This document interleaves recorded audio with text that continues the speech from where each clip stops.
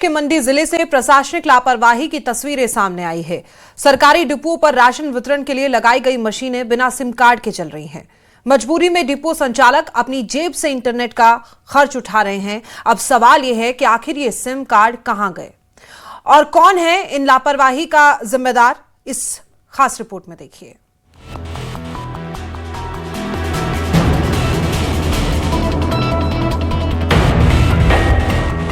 मंडी जिले की सरकारी उचित मूल्य दुकानों यानी डिपोओं पर राशन वितरण के लिए लगाई गई मशीनें बिना सिम कार्ड के ही चलाई जा रही है। तकनीक के सहारे व्यवस्था का दावा करने वाला सिस्टम यहां खुद सवालों के घेरे में नजर आ रहा है। जब डिपो संचालकों से सवाल किया गया तो उन्होंने बताया कि करीब 10 साल पहले जब ये मशीनें दी गई थी तब इनमें इंटरनेट के लिए सिम कार्ड मौजूद थे। संबंधित कंपनी हर महीने इंटरनेट सुविधा उपलब्ध कराती थी, लेकिन कुछ ही समय बाद ये सिम कार्ड बंद हो गए और बाद में विभाग के पास जमा करवा लिए गए। सिम में तो सर बड़े पहले दी हुई थी, वो तो मतलब 1 आध महीना या 2 महीने चली होनी। उसके बाद सिम में उनके पास जो मशीन जो DSO होते हैं हमारे, उनके पास दे दी, हमने जमा करवा दी, चली नहीं हो ना और बंद है वो।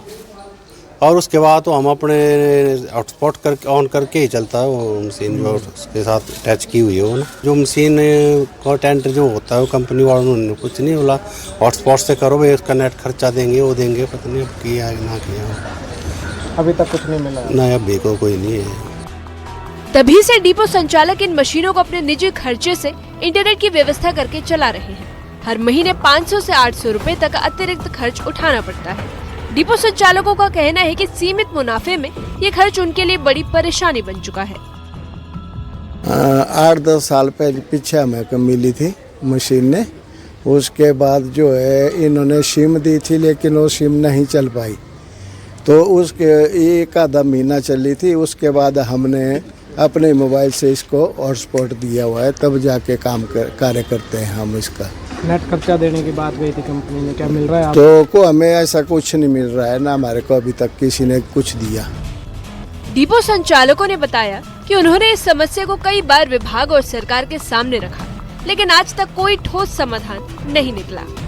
नहीं, जहाँ तक हमें मालूम है कि वो जो है कंपनी को देना होता था, वो उनके जो उसमें क्राइटेरिया में था कि कंपनी मशीनों के साथ जो है डाटा देगी, लेकिन कंपनी ने उसके बाद अब कंपनी बोल रही है कि जैसे हमने वहाँ बात की कि हम तो डाटा दे रहे हैं, लेकिन कहाँ दे रहे हैं, किसको दे रहे हैं, हमें तो मिल नहीं रहा है।